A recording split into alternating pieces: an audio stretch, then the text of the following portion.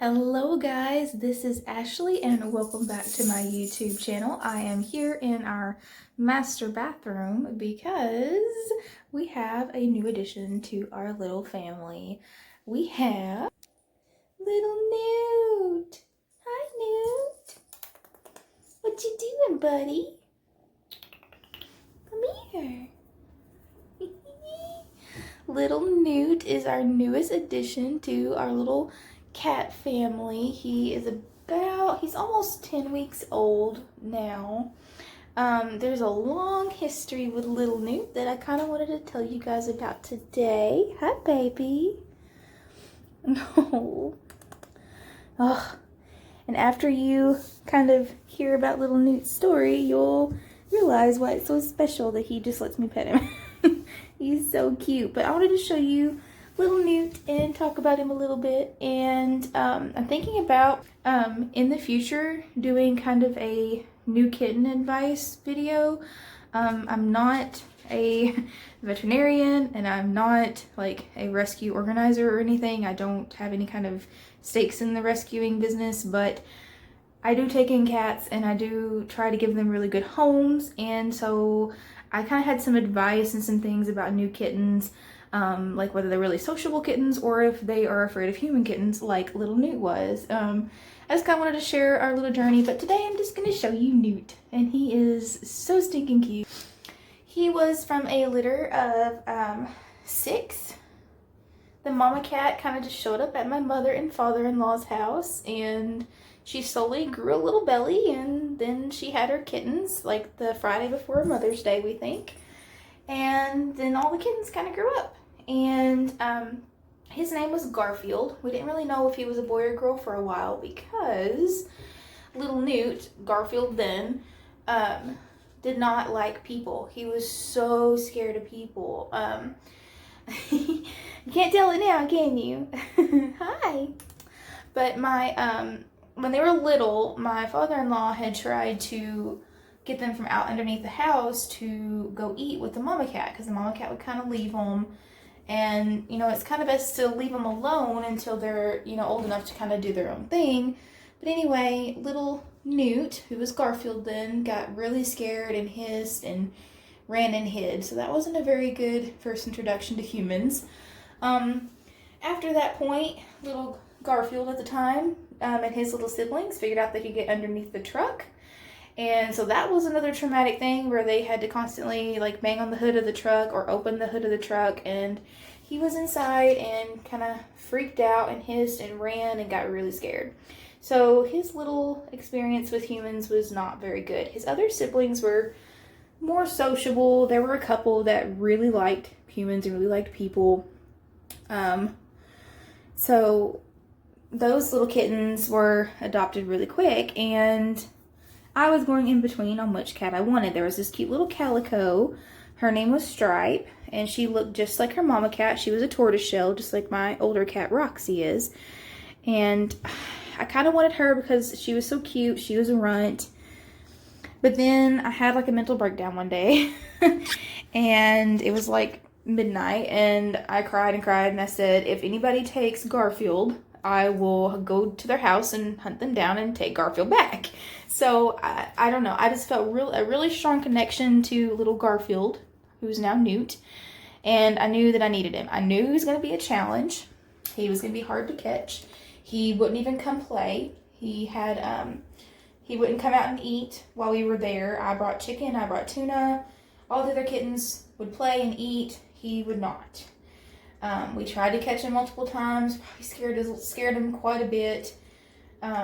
And I feel really bad for the way that we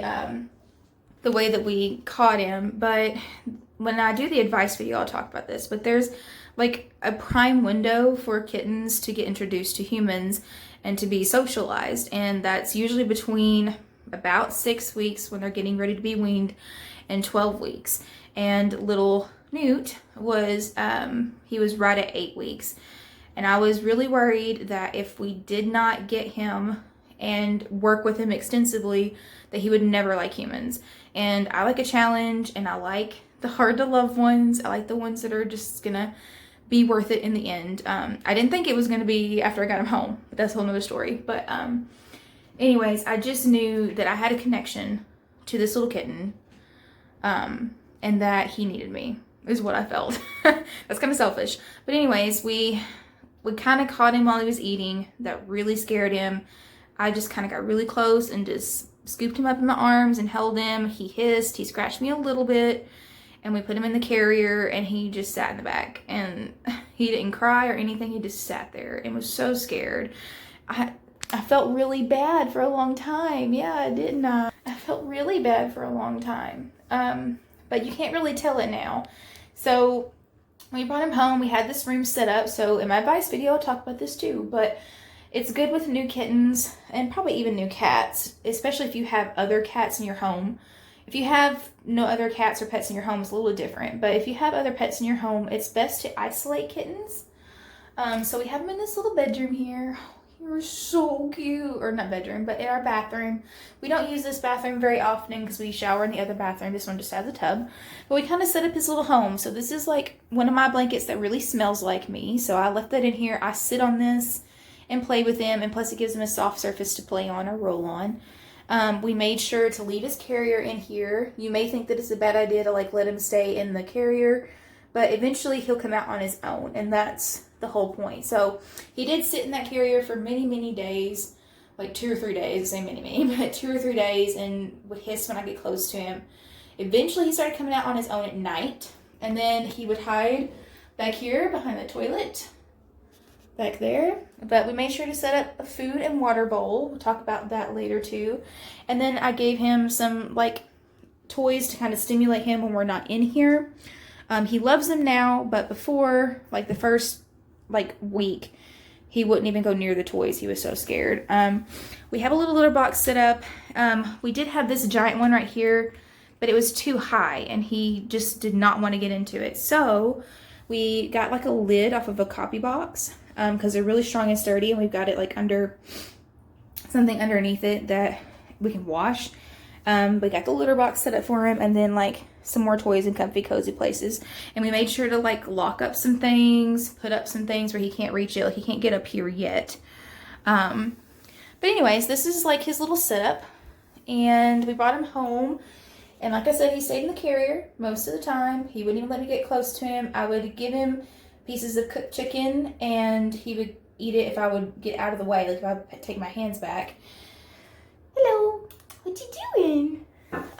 He hid behind the toilet for like the first 2 or 3 days, would hiss at me. I gave him some tuna on a spoon, and I literally had to just put it in his face for him to lick it.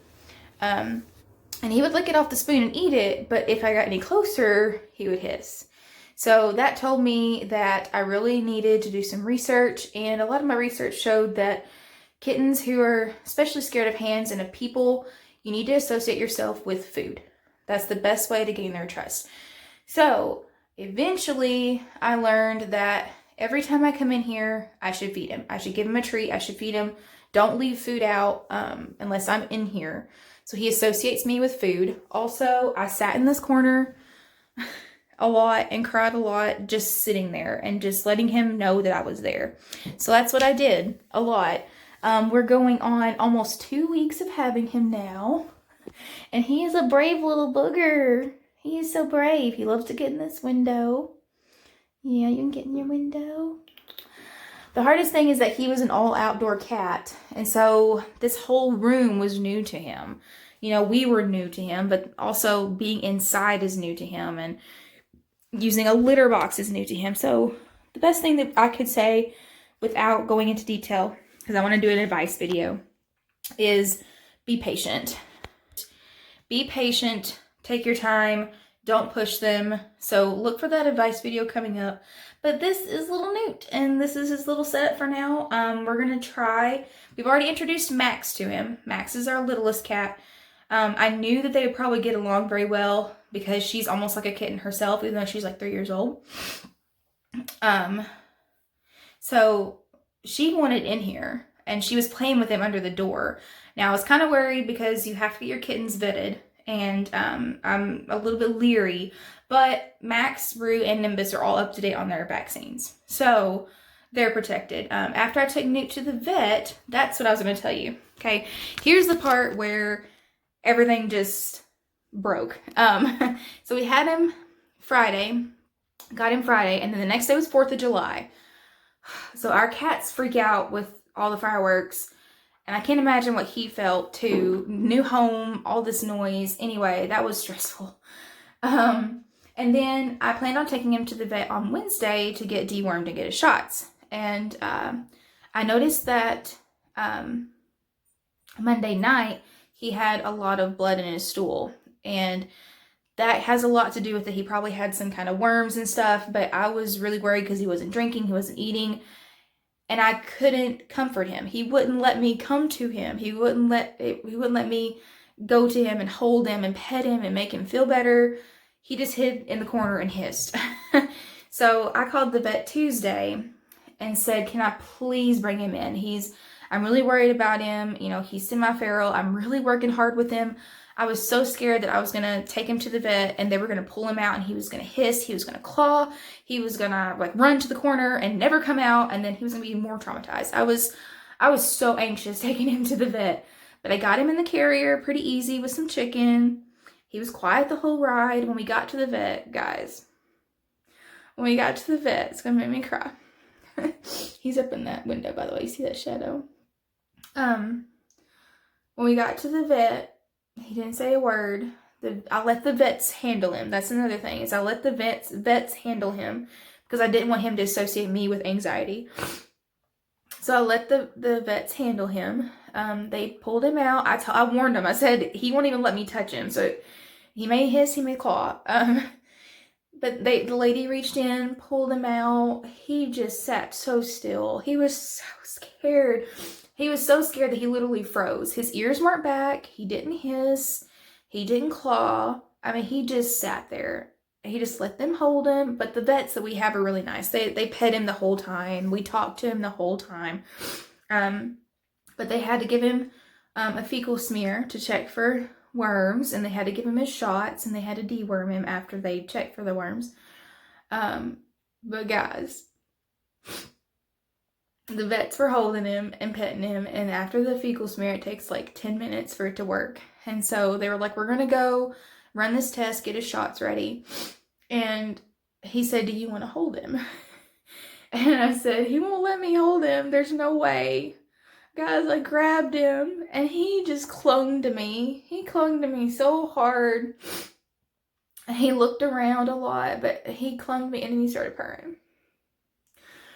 And then he started purring, and I could tell he wanted back in his carrier, so I put him back in his carrier. But guys, that was magical. I think he finally realized that we're trying to help him and that I'm here for him and that he's going to be safe with me. Sorry. Very emotional. So anyway, they came in and took him back out, gave him his shots, put him back in, and we took him home. And of course, they get really tired after they have their shots. They've been stressed, and especially with him being little. And so he laid in his carrier, and I came and checked on him a few hours later and gave him some food. He wouldn't eat. So I was being brave, and he was in his carrier, and I stuck my hand in slowly, let him sniff it, and he let me pet his head. And he purred, and I pet him, and pet him, and pet him, and he purred, and he purred.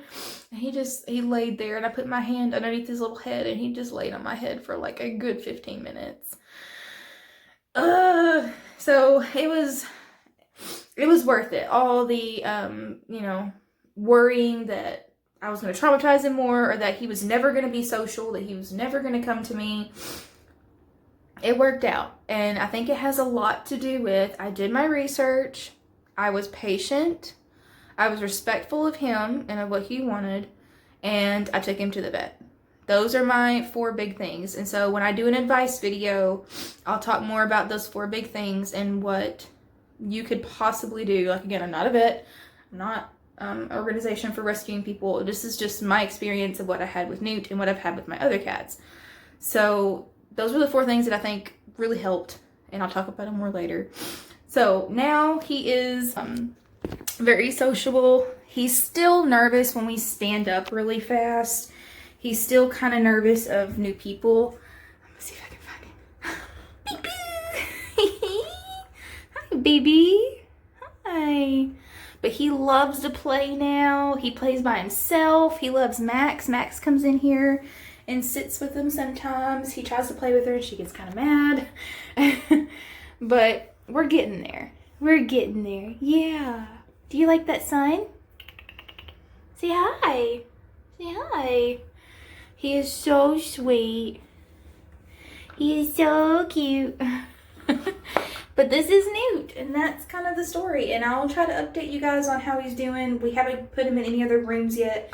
This is where he feels most safe. We've been kind of introducing our cats slowly to him. He's attached to Max. He doesn't like Trixie, the dog, at all. But we'll get there. And that you subscribe and share with your friends and follow us on our other places like Instagram and TikTok so you can see more little Newt. Little Newty Tooty.